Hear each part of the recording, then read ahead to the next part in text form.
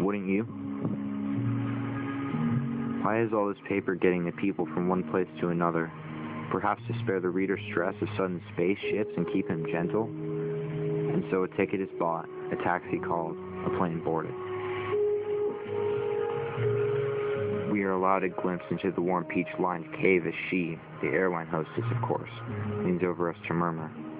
I'm returning from the Lulu or Johnny or little boy's room. Think of atrophied infancy and toilet training. Look across the living room of the villa outside Tanger and suddenly don't know where I am. Perhaps I've opened the wrong door and at any moment the man in possession, the owner who got there first, will rush in and scream, "What are you doing here? Who are you?" And I don't know what I'm doing there nor who I am. I decide to play it cool and maybe I'll get to the orientation before the owner shows. So instead of "where am I?" cool it and look around and you will find out approximately. You are not there for the beginning. You will not be there for the end. Your knowledge of what is going on can only be superficial and relative. What do I know of this yellow, blighted young junkie face subsisting on raw opium? There's only one thing a writer can write about, what is in front of his senses at the moment of writing. I am a recording instrument. I do not presume to impose story, plot, continuity.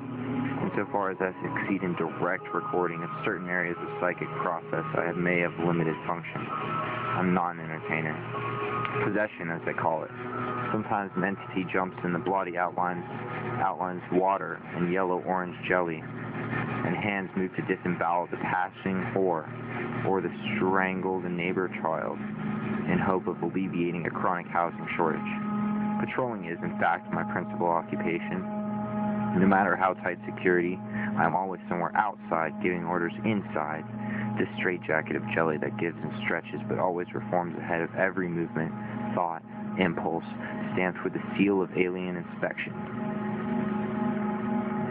Sooner or later, the Vigilante, the Rube, Lee the Gannett, A.J. Clem, Jody the Ergo Twins, Hassan O'Leary, the Afterbirth Tycoon, the Sailor, the Exterminator, Andrew Keefe, Bats Terminal, Dr. Benway, Figure Shaper, are subject to say the same thing in the same words, to occupy, at that intersection point, the same position in space-time, using a common vocal apparatus complete with all metabolic appliances, that is, to be the same person, a most inaccurate way of expressing recognition, the junkie naked in sunlight.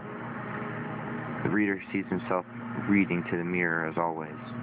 He must check now and again to reassure himself that the crime of separate action has not, is not, cannot occur.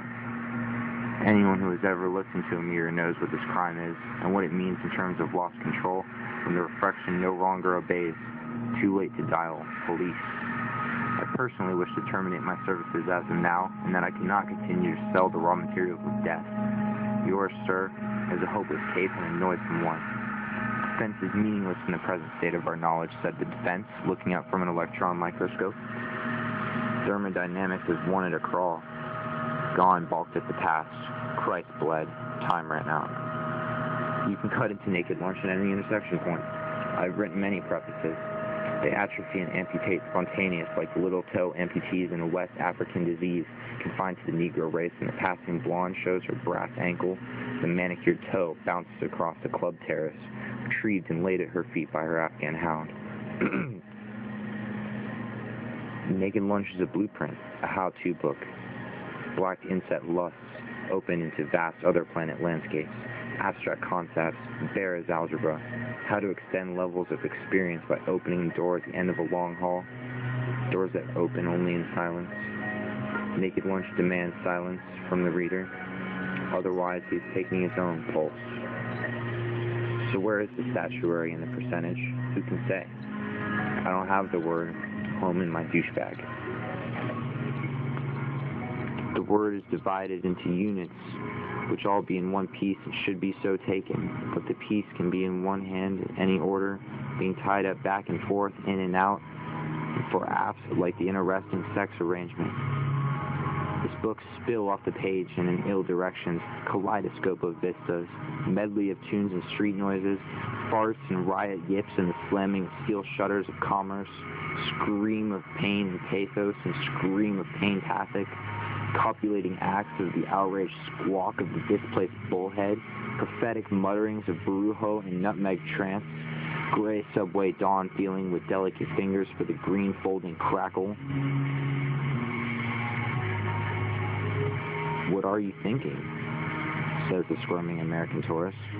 To which I reply, morphine having depressed by hypothalamus, seat of libido and emotion, since the front brain acts only at second hand, with back brain titillation, being a vicarious type citizen can only get his kicks from behind, and must report the virtual absence of cerebral event. I'm aware of your presence, but since it has for me no effective connotation, my effect having been disconnected by the junk man for the non-payment, I am not interested in your doing.